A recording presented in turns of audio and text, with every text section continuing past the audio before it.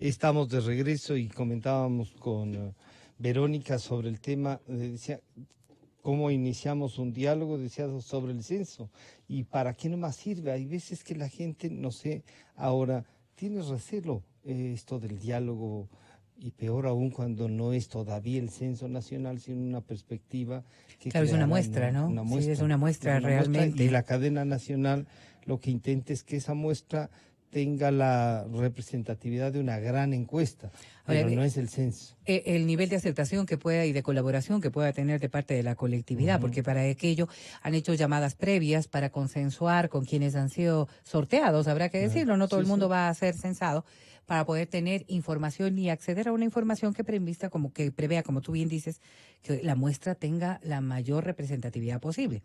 Pero los recelos de las personas al querer que lo que si no es a qué horas están en la Claro. casa, y hay preguntas en las que en realidad no, cuántos son, esas cosas se van a Es que responder. evalúa también los temas de seguridad que posiblemente puede cruzar por la mente de Claro. un ciudadano. Temas de seguridad que serán enfocados ahora mismo con nuestra invitada de primera instancia. Ya está junto a nosotros la ministra de Gobierno, María Paula Romo, con quien vas a tener el gusto de iniciar este diálogo. Gracias, Verónica. Sí, estamos saludando, me decían, por si acaso no es ministra del Interior, es ministra de Gobierno. Y digo, no, no es por si acaso, es ministra de Gobierno. Un confirmado. Sino Buenos que un días, confirmado, sí. Bienvenida, ministra, buenos días. Buenos días, Francisco. Buenos días, Verónica. Una de las primeras cosas, entonces, para comenzar con esto del nombre, ¿cuán efectivo ha resultado? Cambiaron del Interior, dividieron, subdividieron al ministerio. Volver a ser el Ministerio de Gobierno, con todo lo que eso implica, la política, la policía, la seguridad, ¿puede hacer ya una evaluación de este retorno a lo que estábamos acostumbrados en el país? Bienvenida, buenos días. Buenos días, Francisco. Muchas gracias por la invitación. Siempre un gusto poder acompañarles, un gusto estar aquí. No puedo empezar la mañana sin antes enviar un saludo y un abrazo a la familia y a la Policía Nacional toda. La noche de ayer ha sido asesinado en un operativo policial en el Carmen, en Manabí, el cabo Nilo David Guillén Palma. Entonces, creo que no podemos pues dejar de mencionarlo, de decir que acompañamos a su familia y que estamos muy agradecidos por el trabajo que hace la Policía Nacional, porque esto es en un operativo en el que iban a capturar a una persona buscada por la justicia. Tanto él como su compañero recibieron disparos. A ambos les dispararon. El compañero el cabo Guillén está herido en el hombro. Lamentablemente, en el caso del cabo Guillén, los disparos le provocaron la muerte. La policía ha capturado ya a la persona que disparó, al autor de los disparos. El autor de los disparos tiene 3 detenciones previas desde el año 2016 y nunca ha recibido ninguna sentencia. Ninguna sentencia. Y los procesos están ahí. Todos los procesos están ahí, nunca ha sido sentenciado y precisamente la Policía Judicial lo buscaba por presumirse que era el autor de nuevos hechos delictivos que atemorizaban a la ciudadanía en Puerto Viejo y en otros lugares de Manabí. Ya. Entonces, creo que Estos siempre... son los riesgos y cuando usted, me parece muy bien que, o sea, exponerle a la ciudadanía los riesgos que corre la policía, pero eso nos llevaría a pensar antes de continuar el diálogo. La primera pregunta que le hacía es de que la policía entonces necesita mayor refuerzo legal. Esto es el trabajo de la policía, diario. lamentablemente, y este es el riesgo, el juramento que hace la policía cuando se gradúa. Cada policía cuando se gradúa hace un juramento para proteger a la población, para cumplir las leyes, para hacer cumplir la ley, porque ahí radica su fuerza. Y en la parte final del juramento dice ofrendar su vida si fuere necesario. Eso es a lo que se comprometen los policías, creo que no debemos olvidarlo. Ya cada caso merecerá su atención propia. Creo que la discusión sobre cómo el trabajo de la policía tiene que articularse con el trabajo de la justicia. El trabajo de la Bien. justicia es muy importante porque de lo contrario el trabajo de la policía resulta insuficiente si de todas maneras las personas no reciben una sanción, si es que el sistema judicial es esta puerta giratoria, se discute mucho esto, ¿no? Una especie de puerta giratoria en donde la gente entra y sale cada vez más especializada. Por supuesto que nos lleva a preguntarnos qué pasa con la función judicial, qué pasa con el sistema de rehabilitación, pero no quiero distraer hoy día la atención de eso. Hoy la atención es nuestro reconocimiento y nuestra admiración al trabajo que hace la policía, al sacrificio en particular del cabo Guillén, nuestro acompañamiento a su familia, y creo yo que el reconocimiento de la sociedad que muchas veces pierde de vista que este es el riesgo y este es el Lo sacrificio que más se que hace resalta a la veces policía. es el conflicto con la ciudadanía, el atropello que podrían tener algunos miembros de la policía, pero no este trabajo diario que les cuesta la vida también, A ¿no? lo que está expuesta, así es, cada persona de la policía y lo delicado que es su trabajo, porque Claro. efectivamente el trabajo que el Estado les ha encargado en una democracia es usar la fuerza. Y claro, Ese es el trabajo que tiene la policía, de eso se trata, el es usar encargo la de eso, fuerza, de usar la fuerza. es tener el monopolio de la violencia. Claro.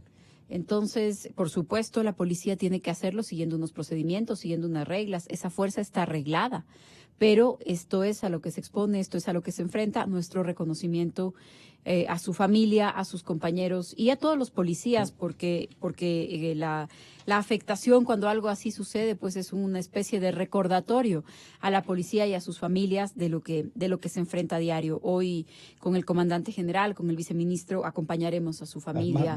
Sí, en un momento acompañaremos. Por los apellidos a su familia. Es Manavita, ¿no? Era Manavita, sí, su familia es como vive que ahora en Puerto Viejo. están los policías y eso, la mayor parte están ubicándolos en sus ciudades natales. Procuramos, Sí, pero se la verdad procura. es que la rotación en la policía también hace bien. Claro. Y que si cada ciudad solamente podría tener los policías que De su vienen de esa ciudad, ciudad, pues no o sea, podríamos no, organizar la policía. y Entonces, además ya estarían, tienen amigos, familias, así es. parientes. Entonces y se es procura otra. que Pero los sí policías estén cerca de sus familias, estén cerca de sus lugares de origen. Pero se rota. Pero se rota mucho, sí. Eso es parte también del sacrificio de la vida de la policía. Ministra, entre manejar el tema de la policía, la seguridad, tener contacto con el seguimiento de lo que hacen las cárceles, vigilar el tema del cumplimiento y un poco ser la vocera para que la justicia, otra estructura del poder, cumpla con su deber.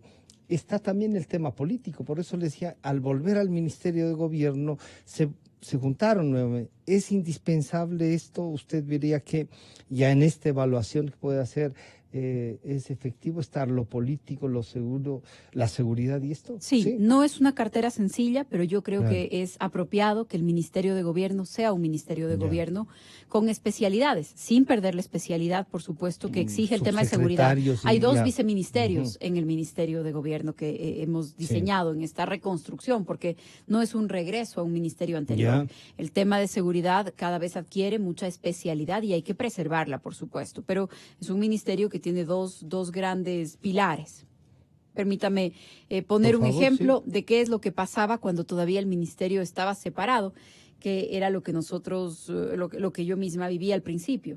Por ejemplo, teníamos ya la programación del operativo de minería ilegal en Buenos Aires, porque es un tema que ha estado ya y que estuvo desde casi el inicio del ministerio y estuvimos preparando el operativo, trabajando con los temas de inteligencia y demás. Bueno, teníamos un trabajo de inteligencia y policiaco respecto de el tema de Buenos Aires.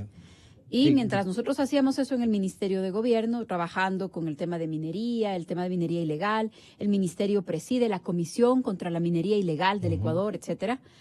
Entonces un día recibo una llamada y me dicen, están aquí las personas que teníamos ya unas boletas de captura. Y les digo, ¿en dónde están? Porque nosotros no las habíamos encontrado, la policía no había hecho todavía una incursión en Buenos Aires. ¿En dónde están? En la Secretaría de la Política, pidiendo que les reconozcan como asociación de pequeños productores de minería. Estaban en la Secretaría de la Política, porque, claro, o sea, sí. buscando un paraguas jurídico. Claro. Claro. Y es, por supuesto, el tema de la política del territorio. Fíjese el caso de los gobernadores. Los gobernadores estaban en el rol de pagos, digamos, del Ministerio de Gobierno, pero Pero era coordinaban con la la Secretaría de la representación Política. política, claro. Entonces, había un ministro que hablaba con los gobernadores y que estaba en el tema de si es que iban a negociar, si es que prevenían un paro, si es que había una dificultad en algún lugar, alguna estaban diferencia fuera con de- algún alcalde, y luego levantar el teléfono cuando no funcionó la negociación para decir, manden policías con bombas Claro. lacrimógenas. O sea, el uso de la fuerza es ya la última respuesta cuando fallan los mecanismos políticos. Pero Entonces, debe estar acompañado entonces. Exactamente. Esto del acompañamiento, entonces sí se justifica. Yo el creo que ministerio así funciona así. bien. Creo que la mayor cercanía entre gobernadores y policía también ha sido muy Ha sido importante. Los gobernadores presiden los integran comités más, provinciales claro. de seguridad. Le han dado más sentido entonces. Yo creo Sí. que tiene pleno sentido que el ministerio se integre. Es el ministerio más antiguo de la República. Sí. Porque es el ministerio que expresa el poder del Estado, el poder político y el poder del Estado que se expresa en la policía, lo que decíamos hace un momento con el O sea, uso no era que de la solo fuerza. María Paula quería controlar todo. No.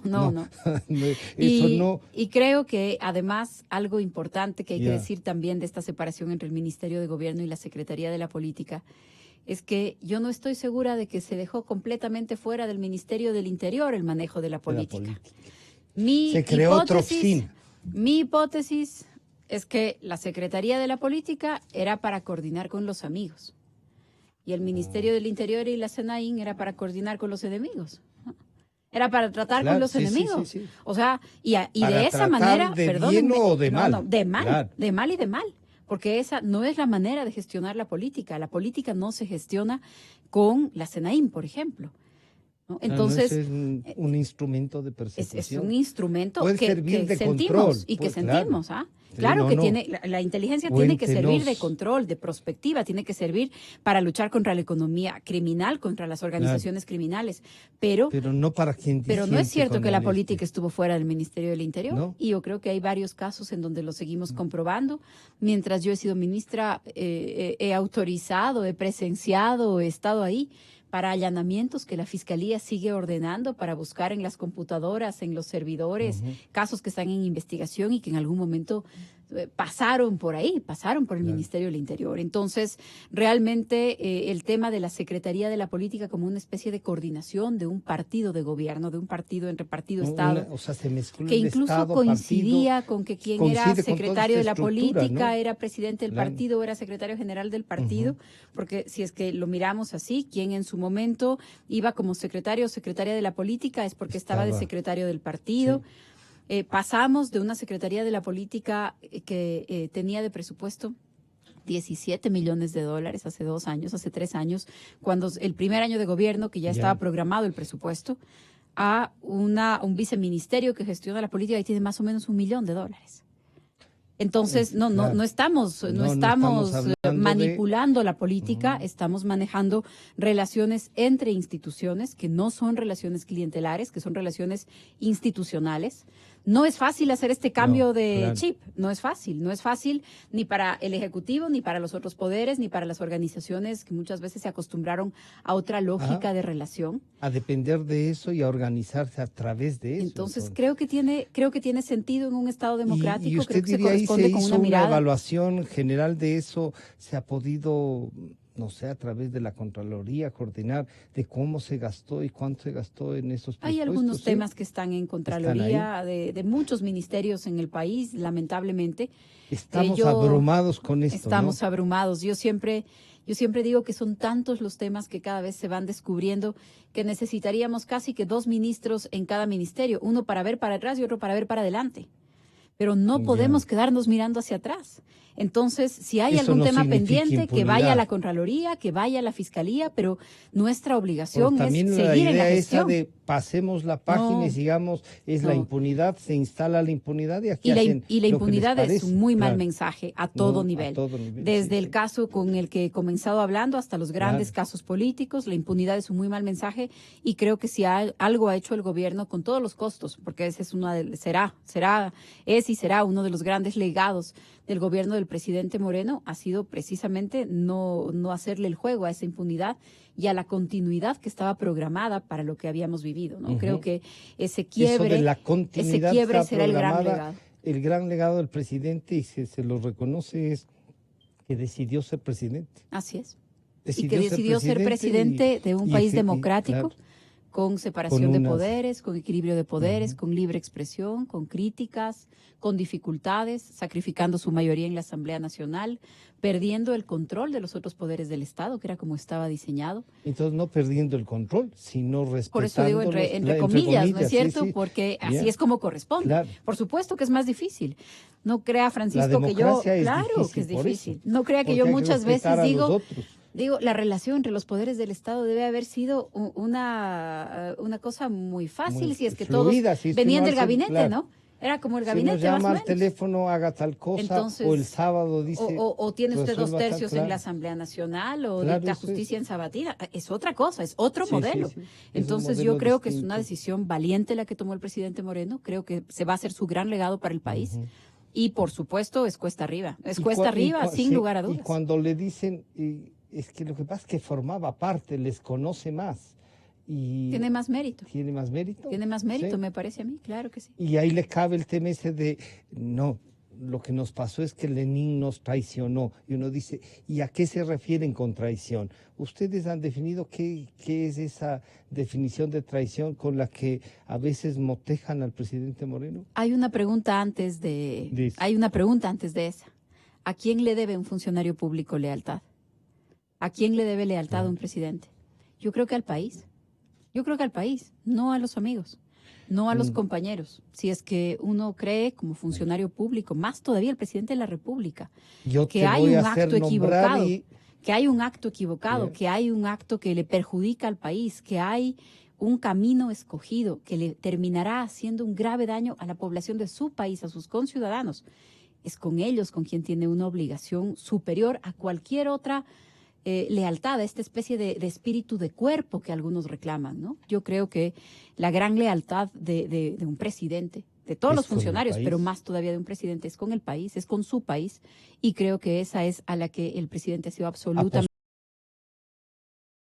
Creo que sí. y esa apuesta Y es lo le que puede tratamos costar, de hacer sí, todos ¿no? los días.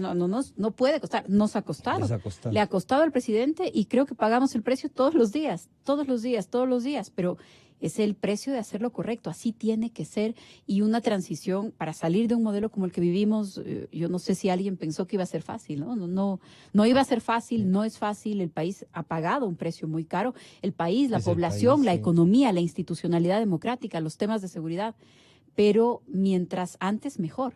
Y tenemos Estamos unos espejos comenzando un para camino, sí, tenemos unos moderno, espejos para vernos mirar, también, claro. ¿no? Cuando uno mira a Venezuela, siempre uno dice, bueno, hay que hacer lo que hay que hacer y hay que hacerlo a tiempo porque las cosas Pero algunos están podrían ser añorando muy eso, graves. ¿no? Quisieran volver. Yo creo que volver al sí, yo esquema, creo que hay sí, quienes y quieren hacen volver a ese esfuerzo esquema y hay por quienes eso. quieren volver al poder y hay quienes Y a quieren veces el gobierno que parecería pelear que por la les dan espacio para que eso puedan volver o no. ¿Usted siente que sí la pelea ha sido dura, como usted mismo Así lo es. reconoce, pero la están ganando o no? Le Y está, cuando le están está ganando, ganando le el está país, ganando el país, le está ganando ¿sí? el país. Sí, yo creo que sí, yo creo que la democracia, el país, las instituciones, yo creo que sí. Por supuesto que es difícil, por supuesto Bien. que es un escenario de diversidad, es un escenario de conflicto, es un escenario de debate, es un escenario de menos estabilidad, por ponerlo de alguna manera, porque estábamos acostumbrados a la orden, esta calma esa, chicha, sí, ¿no? claro. Pero No, había no era. conflicto, solo que se estaba barriendo debajo O de el la que, alfombra si y era algún con sonido era un a ponerle el pie zapato encima, claro, de la a cabeza ponerle de el pie mucha gente, encima, así sí. es. Hoy creo que hemos Y- recuperado muchos Se de puede esos discrepar valores con la ministra democráticos. de gobierno, sí, ¿no? Siempre, todos los días, Siempre, en todos sí, los términos. En todos los términos. Con cualquier persona en el gobierno, Ministra, el y a propio propósito presidente. de esto del cabo David Guillén, que fue asesinado y que entiendo ya será un proceso, de los otros 2 policías que fueron, y digo 2 porque hay más casos, pero en Imbabura pasó eso. ¿Cómo están? ¿Usted ha hecho un seguimiento de esos juicios? Porque parecería que en un momento dado le disparó sin tomar en consideraciones lo que estaban viviendo. ¿Usted con esta experiencia ya sabe que eso no funciona solo así? Bueno, yo hago un seguimiento, hay 50,000 policías, Claro. no sé todos los casos, pero conozco muchos y conozco los más delicados. Con el cabo Guillén son 3 policías que durante este último periodo han sido asesinados cumpliendo con su papel como policías. El primero en El Oro, hace más de un año. La segunda fue una cadete, Sofía Chico, en el Bombazo de Bogotá. El Bombazo de Bogotá, ya. Y hoy el cabo Guillén, que ha sido asesinado de esta manera. Por supuesto, estamos siguiendo estos casos y son tan graves como los casos de policías que son privados de libertad por actos de servicio. Porque siempre ese es el mensaje, ese ha sido mi mensaje y en eso yo soy muy clara. No se trata tampoco de una especie de cobertura para que la policía actúe como quiera. No es una patente de corso. No, de ninguna manera. De lo que se trata es de decir, aquí Es hay una línea distinción ahí, muy ¿no? clara Una línea muy para quienes delgada, hacen su pero trabajo, para quienes actúan según su trabajo, según sus responsabilidades, todo el respaldo. Para quienes se apartan de la ley, las más estrictas sanciones, porque la policía está llamada a dar ejemplo. Entonces, quien se aparta de la ley, las más estrictas sanciones, quien cumple con su trabajo y en ese trabajo asume riesgos, aún los más graves. Todo el respaldo, porque está haciendo su trabajo y así tiene que ser. Todo el respaldo, el mío, el del gobierno, el del país, para quien hace su trabajo y la más dura y la más rigurosa aplicación de la ley para quien actúe por fuera de la ley. Con esa línea de separación. ¿Ese mensaje la policía lo ha entendido? Sí, así es. Yo estoy segura que sí. Entonces, con esa línea de separación, durante mi gestión como ministra, teníamos un solo policía privado de libertad por actos de servicio. Hay policías con juicios, sí, así es. También acompaño varios casos. En este mismo momento tenemos 5 policías del GOE en Sucumbíos que están siendo procesados porque intervinieron en un femicidio. Intervinieron evitando un femicidio, una persona que intentaba matar a su esposa y a su hijo pequeño. En esta intervención resulta muerta la persona a la que trataron de detener, a la que detuvieron. Entonces, ellos están procesados y ellos están demandados, actúa como acusadora particular, la viuda, digamos, pero que también es la víctima que fue salvada por la Policía Nacional. Y claro, todo el tiempo le recuerdan a la policía un caso en el que no actuó para evitar un asesinato de una pareja. En este caso en el que actuó, tenemos 5 policías procesados. Y que tienen que vivir con esto, ¿no es cierto? Es un caso al que le hago seguimiento. La última vez que pregunté cómo iba este caso fue ayer. Pero teníamos un solo policía procesado y privado de libertad, que es más grave todavía, esperando su sentencia preso. Estuvo preso 1 año, 4 meses y unos pocos días. 1 año, 4 meses. Y fue el caso del comando Velastegui, precisamente por una actuación en Imbabura. Se llama el control de mascarilla, no está exactamente mascarilla. El control tiene ese nombre, de hecho la población pide que lo cambiemos. La población de mascarilla pide que cambiemos el nombre del control. Así que estamos próximos a cambiarlo. Pero en esa zona la actuación del policía motivó su procesamiento y su procesamiento penal y su detención, su privación de libertad. Él era el único policía que teníamos privado de libertad. Hemos acompañado institucional y personalmente a su familia, a sus 2 hijos, a su madre. El ministerio participó activamente en este acompañamiento porque es un drama para la institución y para la familia. Y el 27 de diciembre del año pasado, el tribunal que estudiaba su caso confirmó su inocencia. Él recuperó su libertad a fines del año pasado y hoy el comando de Velastegui sigue trabajando en su unidad en el GOE. Así es, de inmediato en su unidad en el GOE. Nos acompaña incluso a algunas charlas con policías, a hablar con sus colegas, con sus compañeros, para contar su experiencia. Claro que sí. Y porque es una demostración de esta diferencia que hacemos. Entre lo legal y lo ilegal. Ministra, usted informaba el día de ayer que, las noticias, todo eso, que fue detenido ya el señor Romero en España y se supone que estaba prevista ya la extradición. No sé si usted ha hecho un seguimiento a través de la justicia también y por lo tanto la Cancillería y el propio seguimiento del ministerio a la posibilidad de que el señor Romero venga, pese a los abogados fuertes y que están en el gobierno actual de España, ¿no? Bien conectados, sí. Quiero creer, confío en que la justicia actuará así como este símbolo que tiene la justicia, que es como debe ser, ciega. No es requerida para la justicia, si es requerida por la justicia de un país, debe presentarse y dar sus explicaciones ante ese país. Le comento qué es lo que tenemos confirmado, qué es lo que sabemos y qué es lo que podemos presumir que sucederá.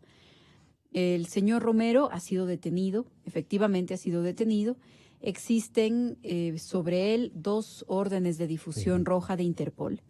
La difusión roja de Interpol es un mecanismo de cooperación entre policías, pero la difusión roja no la puede pedir la policía, la piden los jueces. Entonces, no en nos este ha ido caso, muy bien, ¿no? No nos ha ido muy bien en los casos más sonados. Claro. Los casos que a veces consiguen apelación en la ¿En oficina el de país donde ficheros están? en Francia. Ah, No, ya. solo se puede apelar Solo en Francia, ya. en León, en la oficina de ficheros. Quienes consiguen esta representación y esta apelación usualmente son eliminados de los ficheros, a nuestro pesar, y creo yo que para preocupación, ¿no?, del sistema de justicia en el Ecuador. Pero en este caso, las 2 órdenes de difusión están vigentes. Así que con esas 2 órdenes de difusión debería ser entregado a la justicia ecuatoriana siguiendo los trámites que corresponden. Como lo digo, son mecanismos de cooperación entre administraciones de justicia. Entonces, corresponde ejecutar a la Policía Nacional cuando seamos notificados. La policía lo que tiene que hacer es cumplir instrucciones, pero son instrucciones de jueces. La policía es un órgano auxiliar de los sistemas de administración de justicia de ambos países. En el momento en el que así lo definan, pues la policía del Ecuador trasladará a la persona detenida como lo hace habitualmente, porque lo hacemos en diferentes casos. Lo hacemos de manera permanente, entregamos o traemos a nuestros detenidos o los entregamos a otros países, dependiendo de lo que requiera Interpol. Interpol a veces funciona como, algunos incluso llegan a acusarle, está también tomado ideológicamente. Y usted lo ha puesto en el punto, es una cooperación policial que debe cumplir los temas. Entonces es la justicia. Así si es que no se cumplen con los requisitos. Se dificultan algunas cosas, pero también Interpol tiene un estatuto en el que, así es, en el que se niega a aceptar ciertas órdenes, en el que puede negarse. Esto es la herramienta que muchos de nuestros grandes casos y de los involucrados en estos grandes casos han utilizado y han echado mano. Probablemente existirán algunos justos, pero en el país conocemos los casos y sabemos que otros no, que otros son un pretexto, que también se está usando esta idea de la persecución como una manera de lograr impunidad y como una manera de no responder a cosas sobre las que hay pruebas, sobre las que hay ministros que se han declarado culpables. Si hay 22 exaltos cargos del gobierno anterior que están presos, varios de ellos se han declarado culpables, varios de ellos están ya sentenciados, 16 están prófugos. Es decir, aquí hay casos que además contaminaron a todo el continente. No es algo que se pueda escapar la tan fácil. La justicia peruana llamó la atención y dijo, oiga, no nos han enviado ni todo y han omitido justo lo que era indispensable. Una coordinación con la justicia, diálogo con la presidenta, que siendo del grupo de ministros que eran, un poco como que ha intentado también hacer una transición en la Corte. ¿Usted sentiría eso de la Corte Nacional de Justicia? La presidenta de la Corte Nacional actualmente es una funcionaria, es una servidora judicial de carrera, una jueza vinculada al ámbito laboral. Esa ha sido el área de especialidad de la doctora Aguirre, y el respeto institucional, porque esa ha sido la línea del gobierno, pues es que la justicia haga su parte. Pero muchas veces sentimos una gran frustración, ¿no? Una gran frustración, lo discutimos, lo decimos, yo lo digo en los medios de comunicación, sí, cuando tengo la oportunidad y puedo con comentar. ¿Ella ha conversado alguna vez? Sí, claro que sí, cuando puedo comentar, diálogos. A veces oficialmente, porque hemos visitado con la policía el Consejo de la Judicatura, a veces porque coincidimos en alguna reunión, por supuesto, pero los jueces tienen el ámbito que les corresponde y también ellos responden por su trabajo. Y creo que hoy el país tiene los ojos puestos sobre la justicia, porque me parece que, como hemos dicho, ¿no?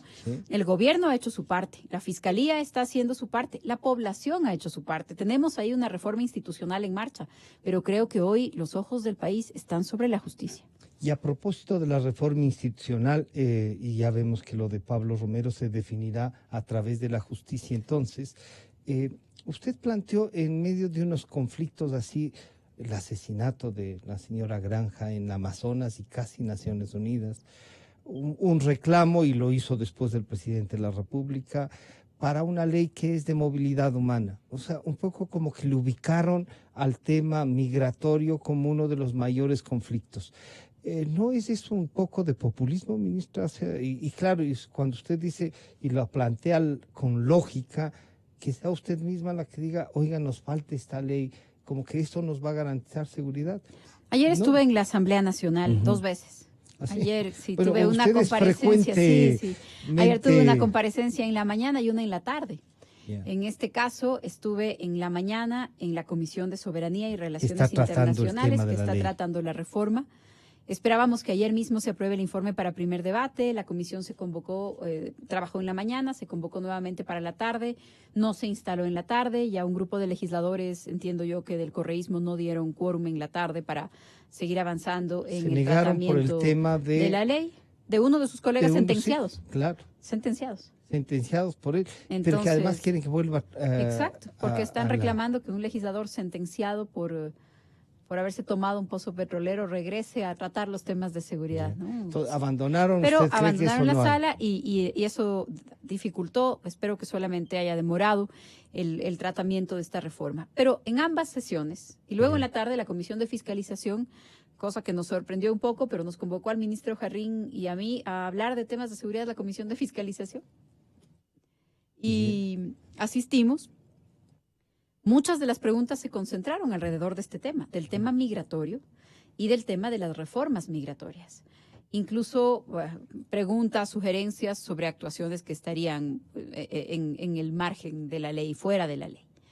Pero lo dije y por eso hacía relación a estas dos comparecencias el día de ayer. Ninguna ley, no importa qué ley, ninguna ley por sí sola va a resolver los problemas de seguridad. Claro, no. Pero Si le da un decimos marco, vamos a decimos, poner sí. 10,000 policías más, tampoco se resuelven los problemas de seguridad. Hay quienes dicen lo que pasa es que hay que armar hasta los dientes, tampoco resuelve los problemas de seguridad. Los temas de seguridad son profundamente complejos, pero cada área tiene sus propias Ahí dinámicas, para ¿no es cierto? resolverlas, sí. Y en todas se necesita un marco legal. Yo creo que uno de los grandes temas del país, uno de los grandes desafíos, ojalá que deberíamos tener como país, es la cultura de legalidad. Es cumplir las reglas. Claro. Y cumplir las reglas va desde no botar basura en la calle hasta matricular mi carro. Claro. 1 de cada 4 carros en el Ecuador no está matriculado. Pasando por pagar mis impuestos, por no hacer llamadas falsas a las centrales de emergencia. El 50% de las llamadas al Son 911 falsas. son llamadas falsas. Sí. El 50%. Y luego cuando tenemos una emergencia real, por supuesto que todos nos lamentamos y nos indignamos que la policía no llegue, pero está atendiendo una llamada falsa. El 50% de las llamadas.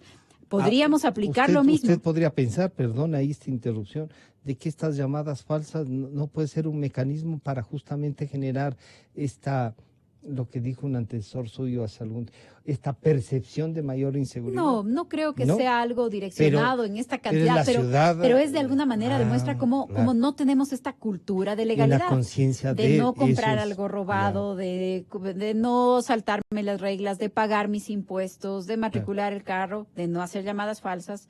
Y en el campo migratorio, eso es lo mismo que pedimos, normas, reglas y facultad para hacerlas cumplir. ¿Qué pasa hoy día con las normas migratorias? Cuando alguien infringe una norma migratoria, ¿sabe cuál es la máxima sanción que tiene que puede poner migración? Una multa. Una multa y luego le pongo otra multa y si no paga la multa, otra multa y si no renueva su permiso, no tiene visa, se pasó su tiempo para el que tenía permiso, para el que estaba su visa. Entonces, ¿cuál es la máxima sanción que se puede imponer? Una notificación de salida del país. Le digo, le notifico que como usted ha incumplido todo esto, tiene que salir.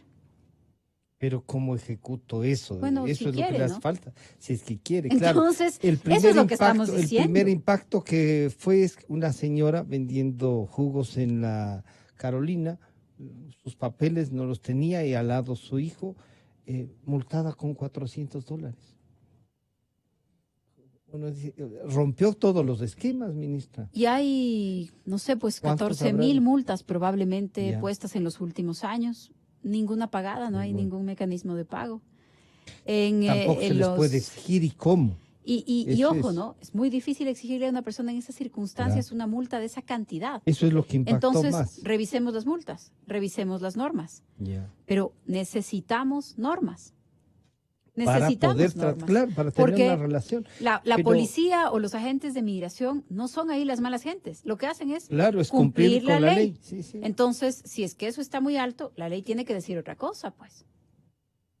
y darles otros no mecanismos le pueden para decir que al ejecuten ministerio, también. ¿no es cierto? No le pueden No decir al cumpla. ministerio, no cumpla la ley porque la ley está injusta. Ya. no cumpla la ley, regrese a ver otro lado porque no nos parece lo que vimos en la tele. Y por otro a esto lado, me refiero, ¿no claro, es cierto? y por Entonces, otro lado le dicen, ministra, ya no necesitamos más, o Claro. gobierno, no queremos más migrantes, no, todo esto es el camino de la delincuencia. entonces, ¿por qué nos referimos a este tema? No para atribuirle el tema o el Ya. problema o uno de los problemas al tema migratorio, sino para decir, miren, estamos trabajando en el delito organizado transnacional cooperando con otros países. Hicimos un operativo muy importante hace pocos días con España. 400 kilos de droga en una cooperación Ecuador-España. No es solo Estados Unidos, pero también es Estados Unidos. Es Estados Unidos, es España, es Colombia, es Perú, antinarcóticos. Tenemos unos mecanismos diseñados para temas de violencia intrafamiliar y de género. La policía atendió el año pasado 100,000 llamadas del ECU 911 solamente para violencia intrafamiliar y de género. Eso es una cosa, esto es otra cosa. Cuando nos preguntan sobre el tema migratorio, entonces hablamos del tema migratorio. ¿Qué necesitamos ahí? Normas claras, solicitudes de visa para algunos países cuando vemos irregularidades, y eso es lo que el gobierno ha hecho, tener estas normas claras, reformas a la ley de movilidad para contar con herramientas que nos permitan hacer cumplir las normas.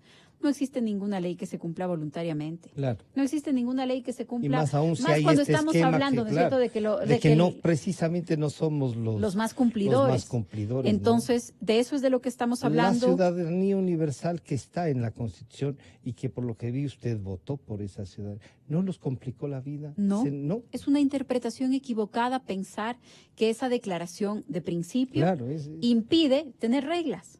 De hecho, que es algo que tal vez algunas personas no recuerdan, eliminar la visa para todos los países se hizo con la Constitución del 98. Cuando el gobierno anterior decidió, cuando el gobierno anterior decidió la eliminación de todas las visas, lo hizo cuando todavía estaba vigente la Constitución del 98. Entonces, el requisito o imponer requisitos, solicitar la visa para un país, regular los temas migratorios. No choca con esta declaración. No choca con una principio. declaración de principios, así es. Y los principios, incluso los derechos, pueden ser regulados.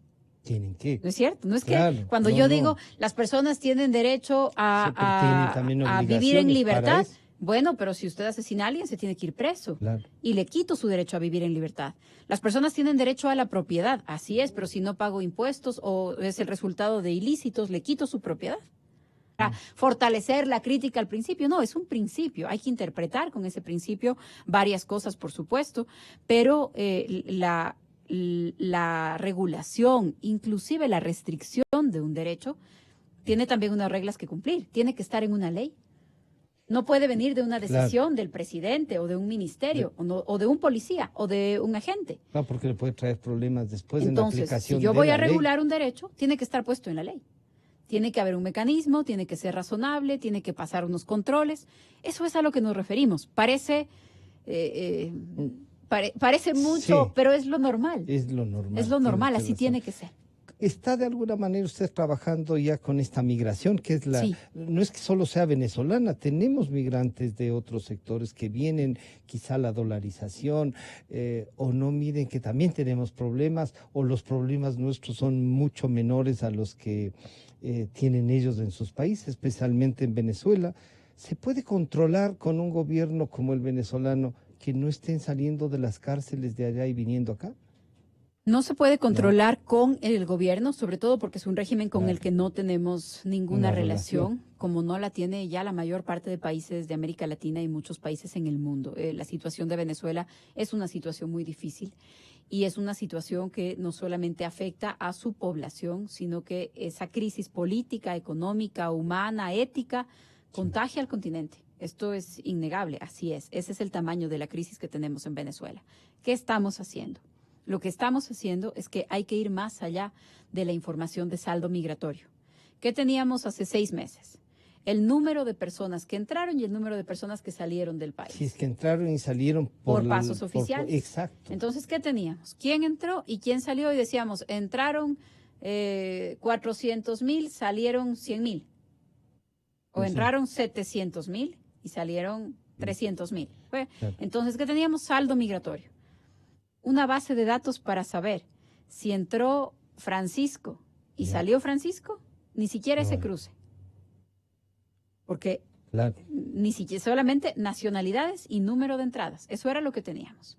En algunos casos muy graves, como el que tuvimos hace 2 semanas, incluso tuvimos para poner este ejemplo, entraron 2 personas con pasaporte de Irán y pretendían salir las mismas 2 personas con pasaporte de Israel.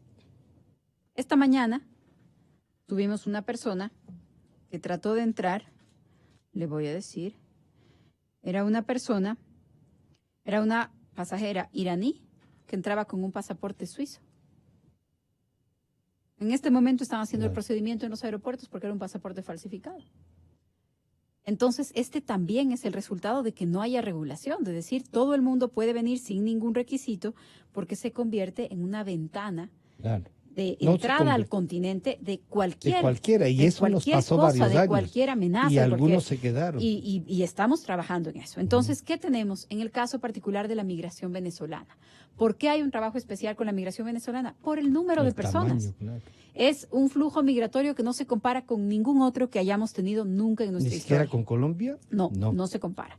Y le sucede lo mismo a todos los países de América Latina, por lo que está viviendo Venezuela. Entonces, ¿qué tenemos? Un mecanismo de doble registro. Es un registro en 2 etapas para los ciudadanos venezolanos. ¿Para el ingreso? No, es ya para los que están aquí. Ya. Es un registro de 2 etapas, sí, es una especie de censo.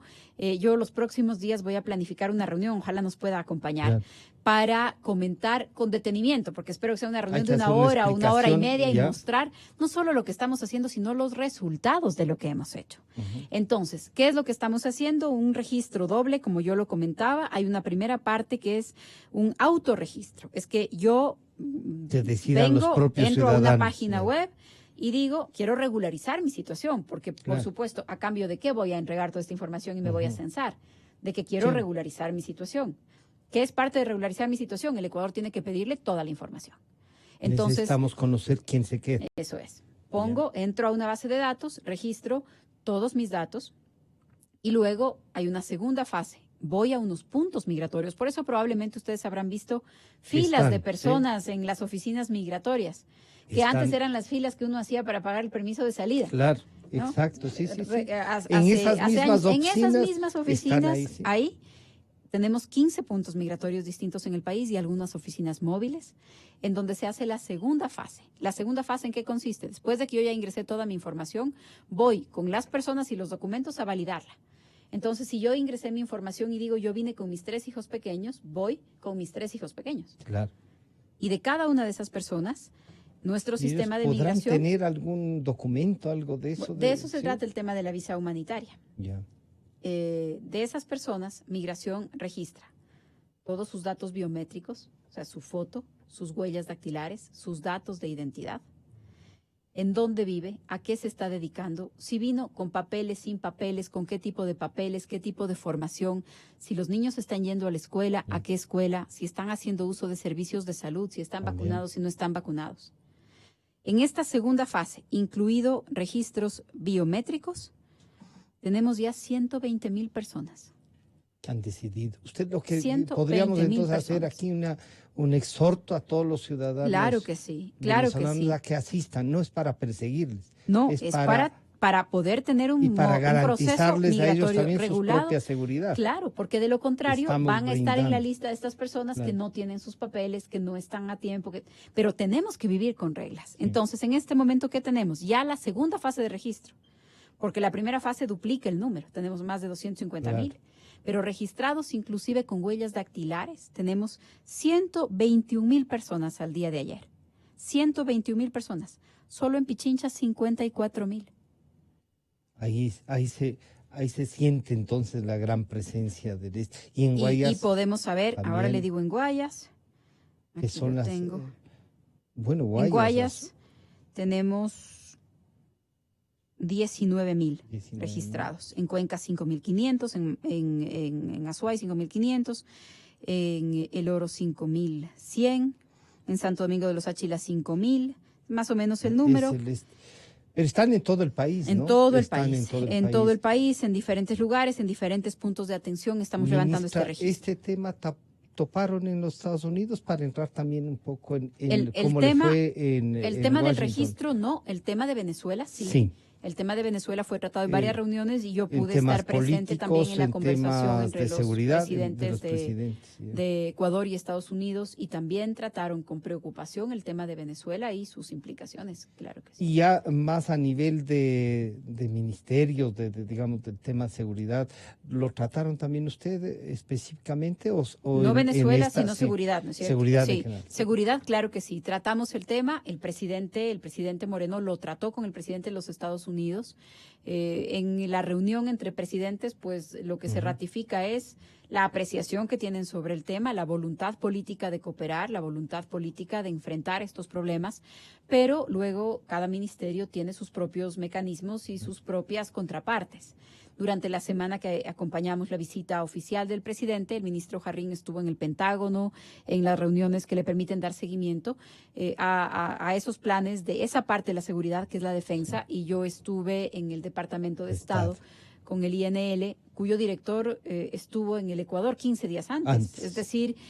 ustedes tenían algo preparado siempre, para eso. muchas cosas preparadas. La reunión entre dos jefes de Estado, entre el presidente de los Estados Unidos y el presidente del Ecuador, es la concreción. Ya de una especie de contactos previos. ¿Sí? Por supuesto. Hay un camino transitado. Se lleva trabajado el tema hay un para camino que transitado durante los últimos años. Puedan... Hay un camino transitado durante los últimos años. La cooperación en materia de seguridad no empezó la semana pasada. Tenemos cooperación muy, muy profunda en materia de seguridad que se ha recuperado desde hace 2 años, le diría yo, tal vez y un poco más. Esto que usted dice se ha recuperado, ¿usted siente que perdimos tiempo al habernos alejado? Sí. Yo creo que sí. Y las alternativas a abandonar a lo que dirían el imperio y buscar otros no han dado resultados. En materia de seguridad hay varios aspectos, y uno de esos aspectos es la geografía. Nosotros necesitamos cooperar con nuestros vecinos en este hemisferio. Eso es fundamental, porque esta es la ruta. Esta es la ruta del narcotráfico. El gran problema de violencia en la región andina está marcado por el tema del narcotráfico. Uno puede ver los cuadros de muertes violentas haciendo casi un camino de la ruta del producto de sustancias estupefacientes hacia los grandes mercados en Centroamérica y en Norteamérica. También hoy hacia los grandes mercados en Europa. Está relacionado a nuestra geografía, a nuestras costas. El Ecuador está localizado entre los 2 principales productores de cocaína del mundo. Yo lo digo en los medios de comunicación, en algunas conferencias, a veces la gente saca los ojos porque quiere oírme diciendo es una isla de paz. Tenemos que enfrentar la realidad. El Ecuador está localizado entre los 2 principales productores de cocaína del mundo. Por supuesto que nuestras cifras, cuando lo comparamos con nuestros vecinos, son unas cifras que tienen un mayor control en todo tipo de delitos. Pero esto no quiere decir que no tengamos todas las alertas puestas, porque estamos en un lugar y con una propensión a ser parte de estas actividades criminales todavía a mayor escala. Entonces tenemos que cooperar. ¿Se ha perdido tiempo? Yo creo que sí. Pero además, el tema de seguridad nos pasa incluso en las provincias del país. Le ponemos gran intensidad y trabajamos concentrándonos en una provincia porque tenemos un problema que se agrava ahí y conseguimos bajar los índices ahí. Claro, pero se pone presión y se van al lado. Claro. Aunque usted no descuide. Simplemente como se pone presión empiezan a operar en otros lugares. Entonces pasa lo mismo en el continente. Si es que hay una presión muy fuerte, un plan de otra naturaleza, mucho más agresivo, con uno de nuestros vecinos, y nosotros decidimos que no hacemos parte de esa discusión, la presión empuja también algunas actividades delictivas hacia el Ecuador, físicamente, geográficamente. Si les atacan lo que era la política del Plan Colombia era eso, ¿no? Van a dar de martillazos ahí, nosotros nos convertimos en el Entonces yunque. No podemos solo quedarnos mirando, independientemente de lo que opinemos. Es una cosa muy grave, es la realidad. Y yo creo que eso es lo que el país tiene que recuperar, un sentido de realidad, porque a veces tenemos unas discusiones ultra ideologizadas. Es decir, no es que a mí no me gusta la violencia, ¿no? A mí tampoco me gusta, a nadie le gusta la violencia. Sí. Pero, ¿cómo hacemos para confrontar organizaciones violentas si es que no es aplicando la fuerza? La de la ley, por supuesto, porque esa es la fuerza que aplica el Estado, la fuerza de la ley. Derecho el Estado para defender a los pero ciudadanos. Debe tener una estrategia y esa estrategia tiene que estar también basada o tiene que estar contrastada con la realidad. Y nuestra realidad es una realidad compleja. La apertura y este trabajo que entonces ya venían haciendo en los Estados Unidos, le dicen al Ecuador, está cumpliendo, las preferencias arancelarias, por ejemplo, van a ser fortalecidas. ¿Pero qué les pidieron? ¿Y qué pidió el Ecuador? Deben haberles pedido algo, ¿no? ¿Qué le pidieron al Ecuador? Al Ecuador, sí. Yo ¿Y no el estuve, Ecuador qué? Mire, yo no estuve en ninguna reunión donde le hayan pedido algo al ¿Ah, sí? Ecuador. ¿Siempre fue una propuesta ecuatoriana? Siempre fue Sí. una conversación respetuosa, distendida. Además, recibieron al presidente, el presidente de los Estados Unidos, el vicepresidente, el secretario de Estado, el asesor económico del gobierno de los Estados Unidos, el director del USTR, que es la Oficina de Comercio, es decir, la plana mayor del casi gobierno. Casi un binacional, unos gabinetes binacionales. Sí. Casi nunca casi antes. así. Realmente Debemos admitir sí. públicamente que nunca antes y pasó con un esto. reconocimiento siempre generoso de lo que está pasando en el Ecuador. Las expresiones del presidente de los Estados Unidos hacia el Se presidente sintió ecuatoriano más eran reconocida allá que acá. No digo eso. No. Además, la reunión y las conversaciones fueron entre los presidentes. Nosotros éramos equipos de apoyo. Esa es nuestra condición, ¿no es cierto? Ya. Pero creo que, y ahí el presidente de los Estados Unidos, que era un poco a responder esa pregunta, en un momento de la conversación dijo, ¿qué quiere el Ecuador? ¿Qué necesita el Ecuador? Porque están haciendo un gran trabajo. Y lo comentó el secretario Pompeo y lo comentó el asesor económico. Y el presidente Moreno dijo, el Ecuador quiere mejores oportunidades para sus ciudadanos. Y eso significa apertura para nuestros productos en este mercado. Como lo tenemos para otros productos que entren sin aranceles, nuestros productos. Incluso el presidente mencionó algunos de los temas que están en agenda y productos que están en agenda, que son las alcachofas, el brócoli, las flores, el atún en y además funda, topó temas de lo que estos son temas la costa tienen que entrar y la sierra. Exacto. Dijo, ¿qué quiere el Ecuador? Oportunidades de trabajo. Oportunidades de trabajo para su gente y eso se expresa con posibilidades de entrada de productos. Quiere apoyo para los temas de delincuencia transnacional, de delincuencia organizada. Tenemos esta realidad. Quiere apoyo para los temas anticorrupción y también tenemos un programa de educación. Y en esto de la anticorrupción, antes de que se nos vaya el tiempo completo, ministra, ¿hablaron de los que están presos allá? No hablamos de ninguna persona en individual, pero Claro. sí de apoyo del tema de las Claro. extradiciones, del intercambio de información y de nuevo la conversación entre los ¿Y la presidentes. plata que está allá? Claro que sí, pero la conversación entre los presidentes es una conversación de voluntad política. Ya. Lo que Para fue muy definir bueno, los principios sobre lo que claro, van a y lo que fue muy trabajar. bueno es que este viaje coincidió y fue una grata coincidencia con la firma de un acuerdo que veníamos trabajando y negociando hace 6 meses. La creación de una unidad especial para el lavado de activos contra la corrupción, recuperación de activos. Y este es un convenio que hemos firmado Fiscalía General del Estado, Policía Nacional, UAFE, con las agencias de seguridad de los Estados Unidos de Norteamérica, precisamente para tener información sobre temas de corrupción y recuperar activos. Entonces, si bien la voluntad política se expresa en el nivel, reunión, conversación entre presidentes, luego hay que hacerlo práctico, ¿no es cierto? Y lo operativo, afortunadamente, en este tema tan sensible, coincidió, así que está listo el convenio y la unidad. ¿Usted cree que en ese convenio y en esta unidad lograremos recuperar algo? Esta sensación de que ya se llevaron creo un que poco, sí, quiero que sí, creo que eso es lo que necesitamos. Y así como tenemos, porque yo lo comparto, lo siento, grandes frustraciones por los tiempos, por la velocidad, porque no puede ser que el país pase momentos difíciles económicamente con una cantidad de dinero como la que tuvo. Bueno, con toda esta frustración y demás, creo que no nos debemos olvidar de dónde venimos. Porque a veces también lo que hacemos es frustrarnos en comparación de nuestro escenario ideal, a lo que quisiéramos tener. Pero cuando hacemos un poco de memoria de dónde salimos y en dónde estamos, creo que hay que tener una postura más optimista. La semana pasada se dictó probablemente la sentencia más grande en tamaño de multa de recuperación sobre temas de corrupción en el Ecuador. Diaselec me parece que se llama la empresa. Pero le hemos puesto poca atención. ¿Qué es lo que dice esa sentencia? Que había una empresa constituida en Panamá que recibía transferencia de las empresas satélite de Norberto Odebrecht, la compañía Odebrecht, que recibía transferencias de estas empresas para luego traerla desde Panamá al sistema financiero ecuatoriano.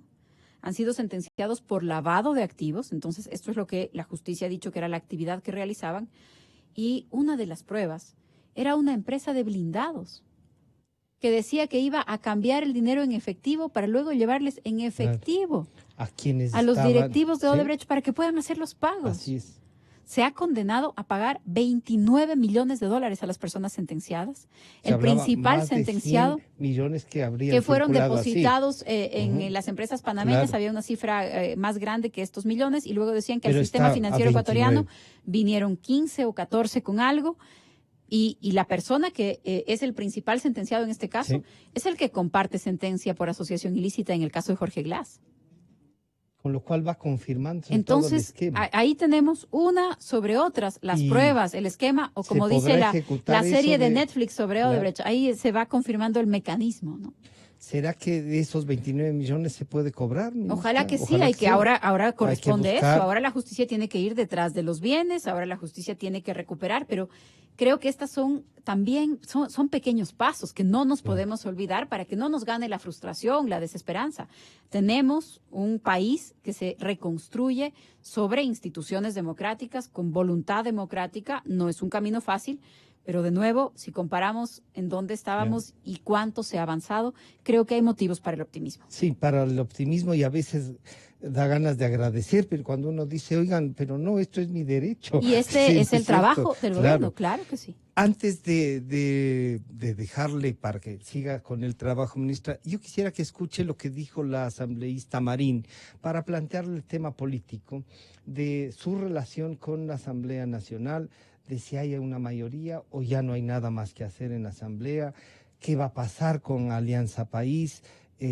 Van a tener como Alianza País una asamblea, no sé si usted va a asistir, usted no es de Alianza País, pero no sé si como ministra de la Política, para ayudar al presidente, va a actuar en eso. ¿Hay Alianza País o ya no hay? Pero escuchemos lo que dice la asambleísta Ana Belén Marín.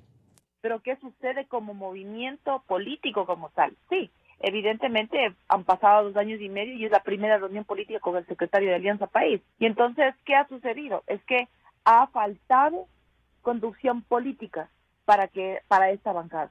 Y entonces, al faltar esa conducción política del movimiento, la conducción política le hemos dado a nosotros mismos, separada de la posición política que pueda tener el movimiento. O sea, nosotros estamos conscientes en que Alianza País ha tenido un declive impresionante por todas las circunstancias que han sucedido, principalmente por catalogarse y que la ciudadanía lamentablemente lo catalogue como un movimiento que fue del gobierno anterior y que está en este gobierno también, que ha ido en ese declive, pero que del gobierno anterior acá han existido varias salidas de militantes, renuncias de algunos asambleístas al movimiento, y que esas denuncias se han convertido en una oposición real y radical, al gobierno vigente. Bueno, lo que acaba de describir y nos describió la semana pasada la asambleísta, casi no ha habido coordinación, están solitos, sueltos, hay una desbandada, se acabó Alianza País, y algunos dicen, no se acabó, se están transformando en otros, y el movimiento que preside el presidente de la República, ¿qué le pasa? Sí, de nuevo, yo no soy parte del Sí. movimiento País, pero es el movimiento de gobierno, Claro. y es el movimiento del presidente de la República, así es, él lo preside. El movimiento Alianza País tampoco ha tenido una época fácil. Ha tenido que hacerse cargo de una gran cantidad de costos, de cuentas, de exigencias, de demandas, que era de lo que estábamos hablando hace un momento, pero en el movimiento, creo yo, se quedaron también las personas dispuestas a enfrentar esto, a poner cara a los temas, y son quienes han estado impulsando una agenda Y que en la quizá no Asamblea tenían Nacional. nada que ver tampoco. Porque en lo muchos otro. de los que tenían que ver o están en otros países o están prófugos o están directamente en una línea política de oposición total, tratando literal de incendiar el país con tal de quedarse con su impunidad. Entonces, creo yo que el movimiento país, y es lo que veo, por supuesto estoy cerca, sin ser parte, estoy cerca por mi trabajo, por las responsabilidades que me ha encargado el presidente, pero creo que es un movimiento en recomposición, en transformación, con gente que ha hecho pues el trabajo, que ha hecho militancia, que ha representado políticamente, que ha ganado elecciones, por supuesto, y creo que la recomposición de ese movimiento es una realidad, que ese es el trabajo en el que veo a muchas personas involucradas. ¿Cuántas? Pues eso ya será decisión de quienes hacen parte del movimiento, pero yo creo que hay liderazgos importantes ahí, muchos que probablemente no se conocen, que yo también he ido conociendo en estos últimos meses, que no han sido candidatos antes, que no les hemos visto en los cargos de elección o de designación, pero que tienen unas convicciones políticas y que también han hecho, me parece, un mea culpa de lo que ha sucedido, como el propio presidente. El propio presidente ha dicho, bueno, estas son las cosas que yo asumo como responsabilidad y por eso yo mismo me encargo de resolverlas. Y creo que hay una diferencia también. El gobierno gobierna con el partido de gobierno, pero también con una coalición más amplia.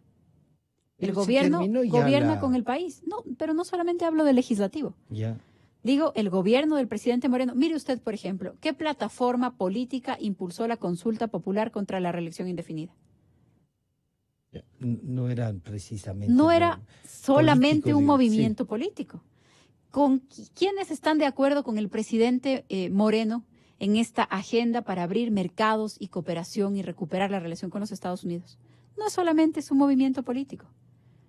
El presidente gobierna con un espectro más amplio que su propia organización política. Pero, y creo que eso también es parte la sensación de que su no hay vocación. Control en el partido de gobierno. Mire, de que los no hay temas, un acuerdo los así. temas internos del partido creo que son otro tema y creo que se ventilarán en el propio partido. El gobierno y el partido. Esa sí es mi responsabilidad, esa yo la hago. Yo estoy permanentemente reuniéndome con la bancada de país, hablando también con otras bancadas legislativas.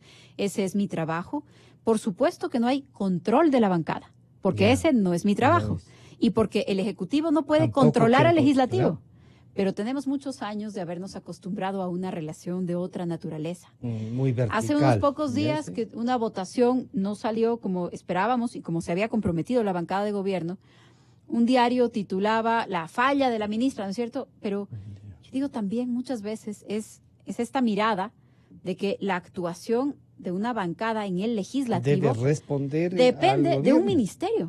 Eso no es lo democrático, eso no es el equilibrio de poder. No, tenemos relaciones fluidas, fraternas, objetivas, entre adultos, discutiendo la política, pero cada uno tiene su responsabilidad. Claro, pero una de las responsabilidades es mantenerlas y mire usted juntos, como el movimiento de gobierno tuvo una coalición de... Sí, claro, entonces pasa en las mejores familias. Además, esta asamblea es una asamblea especialmente complicada. Pero no de las mejores familias. A los 3 primeros meses de gobierno, no había una sola bancada que permanezca intacta. A los 3 primeros meses de gobierno, ningún partido político. Entonces, el Ecuador no ha vivido un momento político sencillo, no lo va a ser. La recuperación nos va a tomar tiempo, no es de un día para el otro. Aprender a vivir en democracia cuesta, más todavía cuando venimos tan mal acostumbrados. ¿Usted le recomendará al presidente tener candidato desde Alianza País? El gobierno está pensando en uno, se habla del actual vicepresidente que está visitando ciudades, que inicia un diálogo, no precisamente a veces le va bien, pero es una nueva figura. Se habla de que usted mismo podría correrse el riesgo, ese además de los que ya ha asumido. Además de los que ya vivo, dice usted. Mire, el gobierno tendrá candidatos. Va a tener el gobierno, y me refiero no al gobierno, sino a las organizaciones políticas que están en el gobierno, de nuevo, porque así corresponde, porque es legítimo. Así es. Entonces, las organizaciones políticas que hoy hacemos parte del gobierno, vamos a tener alternativas electorales, por supuesto que sí. Vamos a tener candidatos a todos los cargos, por supuesto que sí. ¿Estamos abiertos a una alianza entre nosotros? Claro que sí. ¿Con otros sectores más amplios que solo las organizaciones políticas que ya estamos en el gobierno? Por supuesto que sí. Es legítimo tener aspiraciones democráticas, es la obligación de las organizaciones políticas, ofrecer alternativas democráticas, participar en elecciones, hace parte de esa vida democrática y lo vamos a hacer. No tenemos ningún candidato definido. Hay nombres, por supuesto, nombres que suenan dentro del gobierno, nombres que suenan fuera del gobierno. Cuando llegue el momento de definir candidatos, lo definiremos. Para nosotros hoy la prioridad es gobernar, es hacer nuestro trabajo. ¿Esta asamblea que van a tener el Movimiento País podrá resolver algo? ¿Tiene usted idea de a quién están pensando nombrar secretario ejecutivo del movimiento? No, esas son discusiones internas dentro del Movimiento País. Irán a una convención en la que seguramente tomarán todas esas decisiones. Aquí entre nos, usted no le han contado qué están haciendo, ¿no? Como En todas esas las organizaciones conversaciones, políticas claro. del país, ¿no? En Sí, este tiene año que- veremos convenciones, veremos reuniones, veremos asambleas, veremos designación de candidatos como parte de la vida democrática en el país. ¿Cómo ve el tema sobornos y con esto ya le... Ojalá la justicia haga su trabajo y cuando a mí me ¿Tiene temores? preguntan sobre los tiempos, digo, ojalá la justicia haga su trabajo y que lo haga en los tiempos que hizo el juicio del Universo y Emilio Palacio, ¿no? Ah, Ahí creo que en 3 meses sí, pasó todas claro, las instancias. todas las instancias y se Bueno. llegó. Esperemos que la justicia haga su trabajo, confiemos en que la justicia haga su trabajo. Yo confío en que sí. ¿Sí? Creo que el No, país no le entra no a veces solo- la desesperación de que cualquier ministro de estos todos puede- los días sí. tengo muchas preocupaciones Ya. sobre muchos temas, Y no pero sobre esto. Pero creo que el Ecuador, no Ujú. solamente el presidente Moreno, creo que el Ecuador ha escogido vivir en democracia, creo que el Ecuador ha escogido no taparse los ojos, no pasar la página, no permitir la impunidad, que cada uno asuma las consecuencias de sus actos y que del juicio salga eso, que quien tenga que ser sancionado si cometió un delito tenga que ser sancionado y así lo sea. Si es que alguien tiene que ser liberado, que sea liberado, porque eso es lo que tenemos que vivir sin que la justicia sea una herramienta ni de persecución ni de protección. Ya. Eso creo que es lo que esperamos todos los demócratas en el país y eso esperamos nosotros desde el gobierno. Ministro, ¿usted le prefiere a Correa aquí, enfrentando esto y siendo candidato, o que se quede nomás allá? Yo creo, de nuevo, las personas que cumplan con la ley y que se hagan cargo de sus actos. Entonces, lo que sea necesario y lo que sea suficiente para que cada persona cumpla con la ley, para que rinda cuentas ante la justicia, para que rindan cuentas ante el país. Hoy tenemos, decía hace un rato, ojalá no me equivoque en el número, 16 exaltos cargos prófugos. Todos quienes han tenido el privilegio y la responsabilidad de gobernar, de tomar decisiones, creo que también tienen la obligación de responderle al país por lo que hicieron. Muchísimas gracias por acompañarnos. Se quedan una cantidad de preguntas. Los temas con usted son... Así es que le estaremos molestando. con mucho gusto, porque claro que queda lo del defensor del pueblo, se quedan una gran cantidad de preguntas, ministra. Regreso Pero lo más pronto. Muchas muchísimas gracias por ha estado con nosotros la doctora María Paula Romo, ministra de Gobierno, y ya volvemos de inmediato. Calidad. Innovación.